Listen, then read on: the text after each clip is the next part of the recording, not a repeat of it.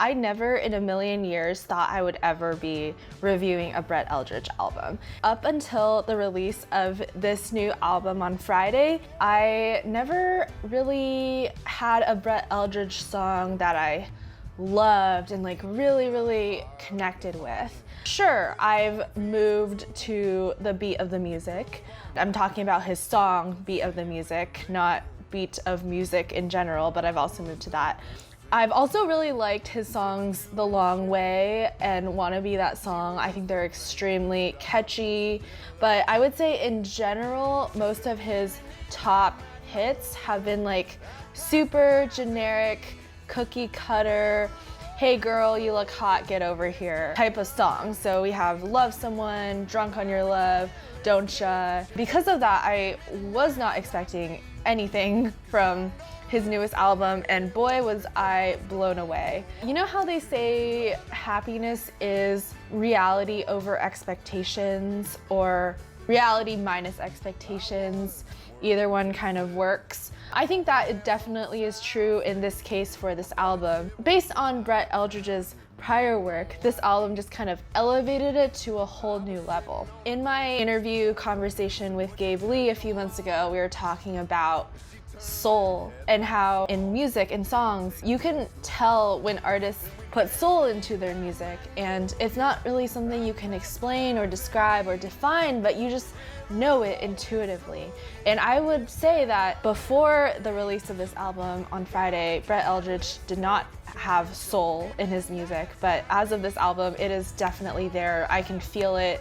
This album makes me feel things. What I really love is the production and the instrumentation and just the way it sounds. The topics are still mostly about love and heartbreak, but I think the way it's presented is way more mature and interesting compared to the old bro country days. This kind of reminds me of when Randy Houser put out Magnolia back in 2019. I also had like no expectations based on his previous bro country stuff, and then he comes out with this beautiful album, Magnolia, that was super sonically interesting, and that was actually the album that inspired me to start a YouTube channel. Brett Eldredge did the same thing, and from Billboard and Rolling Stone, it sounds like he purposely took a step back from his life and what he was doing, went off of social media and picked up meditation and did some soul searching to kind of find out who he really is and what he really wants to say with his music. And I think it really paid off, and you can really see that come through with this album. I love this song because I feel like it kind of conveys the whole theme of this album. One interpretation of this is that it's a love song because he says, I'm just looking for something true, and I believe that I might just find it in you. But I personally interpret it as something greater. I see it as a search for truth and authenticity and for passion. I see it as in his creation of this album, he was like, where is the heart in my music? I like the second verse a lot. It's kind of a nostalgia for childhood, and I feel this a lot personally, where when you're a child, you have this wonder and this innocence. It's so carefree. I'm constantly trying to go back to that place. As I said in my last video, I feel like love is great, but I feel like there's just so many songs about love, so it just feels really overdone. I get more excited by like songs about death or mortality or like how to live your life. I think what elevates this song beyond just like really cheesy romantic love song is the melody and how pretty it is, and you just feel so much passion and emotion. Come on, baby. The song is so much fun. It paints a beautiful scene of a youthful teenage romance. It's kind of about hooking up under a magnolia tree, though it might be more wholesome than that. I think they're falling in love under the magnolia tree and they're slow dancing into the night. There's jasmine in the breeze and there's like a river flowing by. I just think this song is so fun and catchy, and the mandolin Sounds great. I am now a mandolin player as of last week. I don't actually know how to play this thing, so if someone wants to give me lessons, hit me up, please. Sun comes up on... I think this song is super pretty. I love the waltz time and the piano, and I think the melody is so beautiful, especially in the chorus. It is a song about heartbreak and feeling lonely and missing someone, but it's told in a very creative manner where he says, "Not a day goes by, you don't crowd my mind."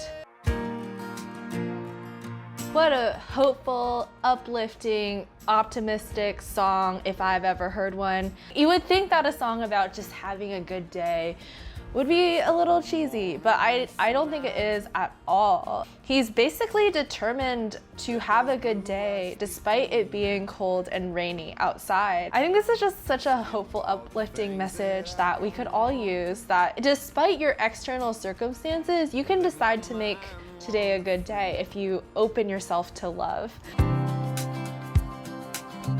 I consider this song Brett Eldredge goes Casey Musgraves. This song sounds very similar to Oh What a World by Casey Musgraves with its ethereal, atmospheric, psychedelic vibes. And maybe it's because they have the same producer, Daniel Tashin. I think I like the Casey Musgraves song better because I like how the lyrics are about like nature and existence on Earth. It's very philosophical, whereas this song is another love song, but it's not just another love song because I really like the nature imagery. We have a falling star, a mountain crumbling to the sea. You can tell that I'm a person who likes nature. This old car could find its own way home. Oh my god, guys, self-driving cars are here. I love a lot of things about this song. I like the story behind it. So apparently Brett Eldredge was working at a recording studio many years ago and came across this song and it really resonated with him, but it was never the right moment to record it until this album. I also find this song incredibly relatable because I grew up in the well-designed suburbs of Southern California where they make you drive like maximum distance possible to get from one place to another. I spent a lot of my childhood in a car, and when I was little, that was kind of the only time in my life where I could relax and just meditate. It starts out, the narrator is a little kid in the backseat of a car being driven by his parents. At the end of the song, the roles have flipped and he is now in the front seat driving his parents in the back seat. It's this beautiful picture of the passage of time and growing up, but how sitting in a car, driving slow on a Sunday was kind of the one consistent thread that ties everything together. It sounds so pretty and contemplative and reflective and introspective.